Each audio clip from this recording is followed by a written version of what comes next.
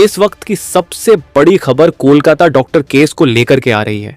संजय रॉय का फांसी की सजा का दिन नजदीक आ रहा है तो संजय रॉय घबराए हुए मीडिया को देखकर गाड़ी से चिल्लाते हुए दिया सफाई।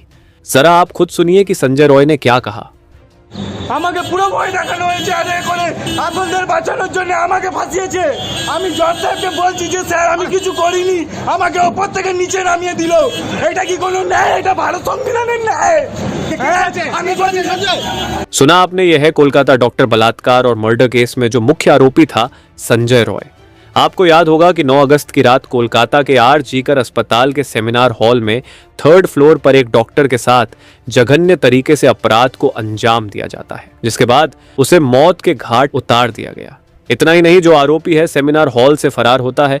फरार होने के बाद जाता है वो अपने रूम पर आराम करता है, अपने जूते कपड़े सब कुछ वहां जगह पर रखता है और खुद वो चैन की नींद सो जाता है।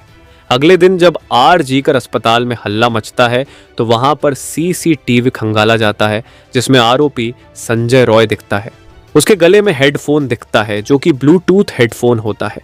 जो सेमिनार हॉल के जहां पर डॉक्टर की लाश पड़ी थी उसके बगल से वो टूटा हुआ ब्लूटूथ डिवाइस भी मिलता है, जिसके बाद पुलिस उस डिवाइस को अपने कब्जे में कर लेती है और आरोपी की तलाश करने लगती है। अगले ही दिन पुलिस संजय रॉय तक पहुंचती है, जिसके बाद ब्लूटूथ डिवाइस जैसे ही ऑन करती है तो आरोपी संजय के फोन से कनेक्ट हो जाता है, जिसके बाद आरोपी संजय रॉय को गिरफ्तार कर लिया जाता है। अब सोचने वाली बात यह है कि आरोपी संजय रॉय जो पहले कभी कैमरे पर उसने कुछ नहीं कहा, चाहे मीडिया रिपोर्ट्स हो चाहे वो सीबीआई के रिपोर्ट्स हो, उसमें दावे किए गए थे कि जो मुख्य आरोपी है वो संजय रॉय ही है और संजय ने अपना जुर्म भी कबूल किया था। शुरुआती जांच में सीबीआई की रिपोर्ट्स की अगर बात करें तो सीबीआई ने भी अपने रिपोर्ट्स में संजय रॉय को मुख्य आरोपी माना था। इसके साथ ही जो भी मेडिकल एविडेंस थे, जो मेडिकल सबूत मिले थे, वो भी संजय रॉय के खिलाफ ही थे, यानी संजय रॉय को ही आरोपी बनाया गया था। वही संजय रॉय जिसे सीबीआई ने कल्पित माना, मेन मुख्य आरोपी माना, वही संजय रॉय सोमवार यानी 4 नवंबर को जब कोलकाता के सियालदा कोर्ट में पेशी होती है, पेशी के बाद वो वहां से जाता है तो इसी दरमियान पुलिस के भैन से ही वो वहां से चीखते चिल्लाते हुए कैमरे पर क्या कुछ कहता है। उसे हमने आपको पहले भी सुनाया, लेकिन आपको बताते हैं कि आखिर उसने चीखते हुए क्या कुछ कहा था। दरअसल संजय ने बंगाली में कुछ कहा था, जिसमें उसने कहा कि उसके साथ जो कुछ भी हो रहा है उसने वो कुछ नहीं किया है जिसके लिए उसे सजा मिल रही है। यानी संजय रॉय का साफ साफ कहना है कि उसने ऐसा कुछ नहीं किया जो उस पर आरोप लगे हैं, जैसे कि कोलकाता केस में डॉक्टर के साथ सेमिनार हॉल में जो कुछ हुआ था। साफ साफ संजय रॉय का कहना है कि उसने नहीं किया था। ये सब प्लानिंग एंड प्लॉटिंग के तहत उसे फंसाया जा रहा है। तो क्या आरोपी संजय रॉय सच कह रहा है? क्योंकि उसने पहली बार कैमरे पर आता है और जैसे ही उसे कैमरे के सामने बोलने का मौका मिलता है वैसे ही वो फटाफट चीजें बोलने लगता है, जिसमें उसने कहा कि उसे फ्रेम किया जा रहा है। यानी आर.जी.कर अस्पताल में उस रात जो कुछ हुआ था, हालांकि उसके खिलाफ कई सबूत भी हैं, लेकिन संजय रॉय का कहना था कि उसे फ्रेम किया जा रहा, उसका कोई सुनवाई नहीं कर रहा, उसे लेकर कोई सुन नहीं रहा, उसकी बातें कोई अपनी आगे तक वो रख नहीं पा रहा, ना ही कोई उसे सुनने की कोशिश कर रहा है। सियालदा कोर्ट में संजय रॉय ने आगे बहुत कुछ कहा और जब पेशी के बाद वो रिटर्न हो रहा था तो इस दरमियान भी उसने पुलिस के भैन से ही ये तमाम चीजें कही, जिसमें उसने कहा कि उसने ऐसा कुछ नहीं किया है जिस तरह से उसे फ्रेम किया जा रहा है। ये कहीं ना कहीं डिपार्टमेंटल है और कहीं ना कहीं सरकार की ओर उसने टारगेट किया कि सरकार जो है उसे फंसाने की कोशिश कर रही है। अब सोचने वाली बात है कि सीबीआई ने जब अपनी चार्जशीट दाखिल की थी तो उसने भी मुख्य आरोपी संजय रॉय को माना, तो ऐसे में क्या संजय रॉय बरगला रहा है? वो झूठ बोल रहा है, क्योंकि उसने पहली बार जैसे ही कैमरे पर आता है तो वो तमाम चीजें फटाफट कहने लगता है। जो भी जितना भी उसके पास समय होता है उतने में वो सारी चीजें कहता है, लेकिन जो मेडिकल एविडेंस है, जो मेडिकल प्रूफ है और सेमिनार हॉल में जिस तरह से डॉक्टर की लाश के बगल में जो ब्लूटूथ डिवाइस मिली थी, तो क्या उसे फ्रेम के तहत वहां पर रखा गया था? क्या उसका जो ब्लूटूथ डिवाइस था वो वहां पर प्लानिंग के तहत रखा गया था? ये तमाम ऐसे सवाल उठ रहे हैं जो संजय ने हाल फिलहाल में यानी 4 नवंबर को पेशी के दौरान ये सारी चीजें कहीं, जो आर.जी.कर अस्पताल केस में भूचाल लाकर रख दिया है। क्योंकि आरोपी जो संजय है उसे ही सीबीआई ने भी मुख्य आरोपी माना था और कहीं ना कहीं कोलकाता पुलिस ने भी उसे ही मुख्य आरोपी माना था।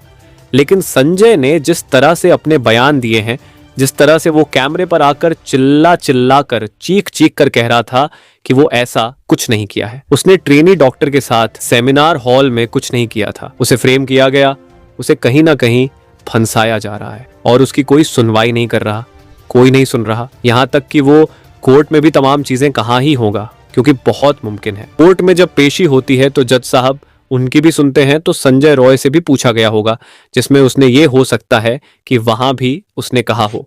लेकिन जैसे ही वो मीडिया के कैमरा को देखता है, ये तमाम चीजें वो खुलकर बोलने लगता है। अब देखने वाली बात है कि आखिर जिस तरह से उसने कैमरा पर ये तमाम चीजें कही हैं, उसमें सच्चाई कितनी है। और दूसरी ओर अगर बात करें फैक्ट की, तो जिस तरह से सेमिनार हॉल में उसकी एंट्री दिखती है, लगभग 4 बजे के आसपास और 1 घंटे के अंदर ही वो सेमिनार हॉल से बाहर निकलते हुए भी नजर आता है। इस दरमियान सेमिनार हॉल में कोई आता जाता नहीं दिखता। इसके बाद जब सुबह होती है तो सेमिनार हॉल से उस डॉक्टर की डेड बॉडी बरामद की जाती है। तो ऐसे में लास्ट अगर किसी को देखा गया था, लास्ट अगर सस्पेक्ट था, तो वो मुख्य आरोपी संजय रॉय ही था। लेकिन संजय ने अब कैमरे पर खुलकर सामना किया है और सामने आकर उसने ये कहा है कि उसने ये तमाम चीजें नहीं की हैं। उसे प्लानिंग एंड प्लॉटिंग के तहत इस केस में फंसाया जा रहा है। जो उसने वो काम किया ही नहीं है, उस कृत्य का उसे सजा मिलने वाली है। आपको बता दें कि सियालदा कोर्ट में उस पर जो भी चार्ज प्रेम किए हैं उसके बारे में जिक्र करते हैं। आपको बता दें कि भारतीय न्याय संहिता यानी बीएनएस के तहत 103 सेक्शन 67 और 66 के तहत उस पर आरोप सिद्ध किए गए हैं, जिसमें 103 की बात करें तो ये 103 एक मर्डर है, जिसमें कैपिटल पनिशमेंट या फिर लाइफ इम्प्रेसमेंट यानी उम्र कैद तक की सजा का प्रावधान किया गया है। जिसमें अगर आरोपी पर यह चार्ज सिद्ध होते हैं, अगर उसने ये काम किया है, तो ऐसे में उसे उम्र कैद की सजा या तो फिर कैपिटल पनिशमेंट का प्रावधान किया गया है। इसके साथ ही सेक्शन अगर 64 की बात करें तो इसमें बलात्कार का जिक्र किया गया है कि अगर कोई भी सस्पेक्ट हो या कोई भी आरोपी अगर इस तरह से किसी भी शख्स का रेप करता है, चाहे वो लड़की हो, तो ऐसे में उस पर सेक्शन 64 प्रावधान जो है वो एप्लीकेबल होता है और इसके तहत उसे सजा मिलती है। अब बात करेंगे सेक्शन 66 की, जिसमें पीड़िता की अगर मौत हो जाती है। इस तरह से अगर अपराध किया जाता है और उसमें पीड़िता की मौत हो जाती है तो उसमें भी 66 के तहत प्रावधान है और वो सजा कोर्ट डिसाइड करेगी। अब बता दें कि जिस तरह से सियालदाह कोर्ट में पेशी के बाद संजय बाहर आता है और इस तरह से तमाम अटकलें, वो जो भी बयान देता है, ये कहीं ना कहीं अस्पताल में हुए ट्रेनी डॉक्टर के साथ मर्डर और बलात्कार केस को कहीं ना कहीं उसने घुमा कर रख दिया है। और फिर से एक बार कोलकाता डॉक्टर रेप और मर्डर केस चर्चा में यानी सुर्खियों में आ गई है, जिस तरह से आरोपी संजय रॉय ने ये तमाम चीजें कही हैं। लेकिन अब देखने वाली बात होगी कि जिस तरह से आरोपी संजय रॉय कह रहा है और जिस तरह से उसने डिपार्टमेंटल बात की है कि डिपार्टमेंट उसके अगेंस्ट है, सरकार उसके अगेंस्ट है, अब आरोपी संजय रॉय कितना सही बोल रहा है और कितना गलत, ये आगे आने वाले टाइम में डिसाइड होगा कि आखिर उसने जो आरोप और जो भी कुछ उसने कैमरा पर पहली बार बोला है उसमें कितनी सच्चाई है और कितना वो सही है।